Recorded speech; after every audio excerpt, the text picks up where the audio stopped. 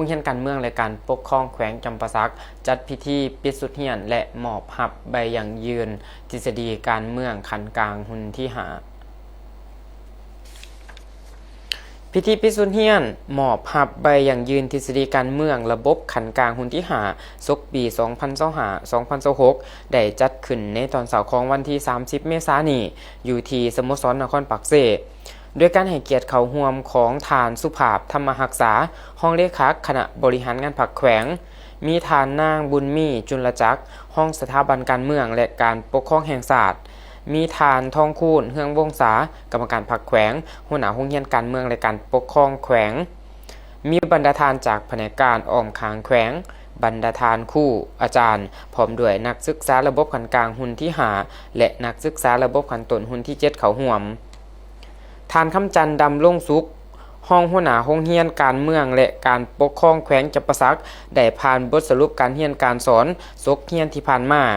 ผลสำเร็จการจัดตั้งปฏิบัติการเรียนการสอนทฤษฎีการเมืองระบบขั้นกลางหุ้นที่5ปี 2025เป็นต้นผลสำเร็จด้านเวียกงานการเมืองแนวคิดใน6 เดือนผ่านมาคณะคณะโรงเรียนได้ถือสำคัญเป็นเวียกงานหลักในการศึกษาอบรมการเมืองแนวคิดให้แก่ทันแถวพนักงานตลอดหอดนักศึกษาเพื่อเสริมซึมบรรดาแนวทางนโยบายของพรรคกฎระเบียบของรัฐว่างออกสร้างได้ทัศนลักษณ์มั่นชนชั้นกรรมกรของพรรคการฝึกฝนหล่อหลอมตนเองทางด่านคุณถาดการเมืองคุณสมบัติศีลธรรมปฏิบัติมีความรับประกันต่อการจัดตั้งปฏิบัติหน้าที่การเมืองของพรรครัฐมอบหมายให้ในการนำพาคุ้มครองการเรียนการสอนเข้าสู่คุณภาพใหม่ถือเอาบรรดามติกองประชุมใหญ่ของพรรคในแต่ละขั้นแต่ละสมัยแผนพัฒนาเศรษฐกิจสังคมของรัฐเรียนเอาคุณสมบัติศีลธรรมปฏิบัติของทานผู้นำพรรครัฐและวันสำคัญต่างๆของพรรคของศาสตร์เผยแผ่เสื่อมซึมอย่างเป็นปกติเป็นระบบในการก่อสร้างและปลูกจิตสำนึกให้แก่พนักงานสมาชิกพรรคครูอาจารย์และนักศึกษามาด้วยหลายรูปการผลสำเร็จการจัดตั้งปฏิบัติโครงการหลักสูตรการเรียนการสอนระบบขั้นกลาง6 เดือนหุ้นที่5ตลอดหุ้นเรียนซกระยะเดือนที่ผ่านมาในการปฏิบัติโครงการหลักสูตรการเรียนการสอนซึ่งเริ่มแต่วันที่6 ตุลาปี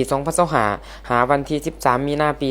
2026แม้นสำเร็จตามโครงการหลักสูตรและป้องกันบทจบขันสำเร็จในวันที่6 7 เมษายนนี้ในโครงการหลักสูตรระบบขั้นกลาง6 เดือน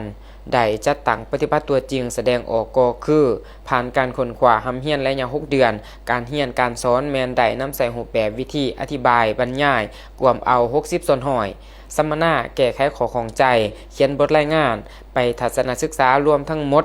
720 ชั่วโมงแบ่งออกเป็นกลุ่มวีซ่าและมี14วีซ่าเรียนโดยนักศึกษาแต่ละทานสามารถสอบเสียงผ่านและมีเงินไขครบถ้วนในการเขียนบทจบขันของตนซึ่งได้จัดการป้องกันบทจบขันสำเร็จจำนวนนักศึกษาทั้งหมด65ฐานยิง13ฐานป้องกันได้คะแนนเกรด A 51ฐานยิง8ฐานเท่ากับ75ส่วนห้อยเกรด B บวก14ฐานยิง5ฐานเท่ากับ25ส่วนห้อยยกให้เห็นด่านอ่อนและขอคงข้างพร้อมทั้งว่างทิศทางแผนการเรียนการสอนในตัวหน้าอีกด้วยจากนั้นในพิธีก็ได้มอบใบยั่งยืนให้แก่นักศึกษาระบบขั้นกลางหุ้นที่5จำนวน65ฐานยิง13ฐานโดยการให้เกียรติมอบของทานนางบุญมีจุลจักรห้องหัวหน้าสถาบันการเมืองและการปกครองแห่งชาติและรับโดยบรรดานักศึกษาและมอบใบย่องย่อให้นักศึกษาและมอบใบเกียรติคุณให้แก่นักเรียนและห้องเรียนที่สอนดีสอนเก่งอีกด้วย